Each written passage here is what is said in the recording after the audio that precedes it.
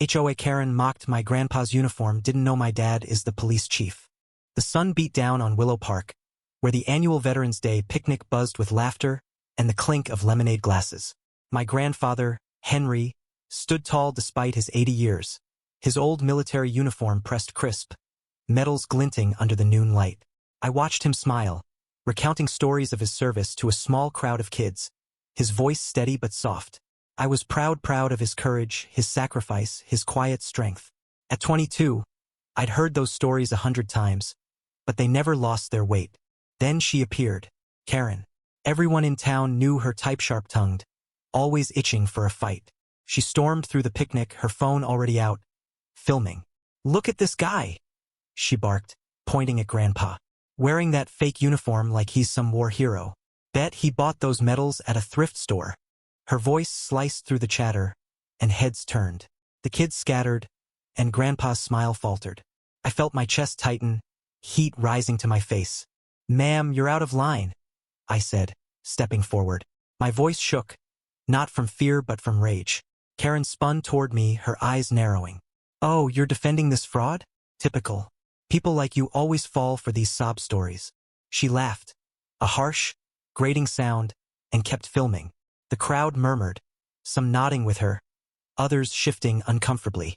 Grandpa put a hand on my arm, his grip firm but calm. "Let it go, Jack," he whispered. But I couldn't, not when she was tearing into him like that. Karen's tirade grew louder, her words venomous. "These old guys always play the hero card for free coffee and sympathy. Disgraceful," she spat, jabbing a finger toward Grandpa's chest. His medals clinked faintly, and I saw his jaw tighten, but he didn't speak. The crowd was splitting now. Some jeered with Karen. Others muttered in Grandpa's defense. I wanted to scream, to make her stop, but then a new voice cut through the chaos. "Enough." It was Mrs. Clara, the town librarian, a tiny woman with a voice like steel. She pushed through the crowd, her eyes blazing. "You don't know who you're talking to, Karen." The twist came fast. Clara, who'd always seemed like a background figure in town, pulled out a faded photograph from her purse. It showed a young Henry in the same uniform, standing beside a burning tank, his face smeared with soot but resolute. "This man saved my brother in '68, she said, her voice trembling. "He carried him 3 miles through a war zone. You call that fake?" The crowd gasped. Karen faltered, her phone lowering slightly, but she doubled down. "So what? Doesn't mean he's not milking it now," she snapped. Clara shook her head, stepping closer. "You're embarrassing yourself, Karen. This man's the real deal." The air crackled with tension, and I saw doubt flicker in Karen's eyes for the first time. But she wasn't done. She turned to me, sneering. "And you, kid, what's your deal? You think you're tough, standing up for this old man?" That's when I snapped. "My deal," I said, my voice low and steady now. "My deal is my dad's the police chief, and he's right behind you." The crowd parted, and there was Dad, in full uniform, his badge gleaming. Karen's face drained of color. She hadn't noticed him approach, too caught up in her performance. Dad didn't say a word, just stared at her, his presence enough to make her shrink. The phone slipped from her hand, hitting the grass with a dull thud. "Ma'am," Dad said finally, his voice calm but ice cold. "You're causing a disturbance. I suggest you apologize and leave."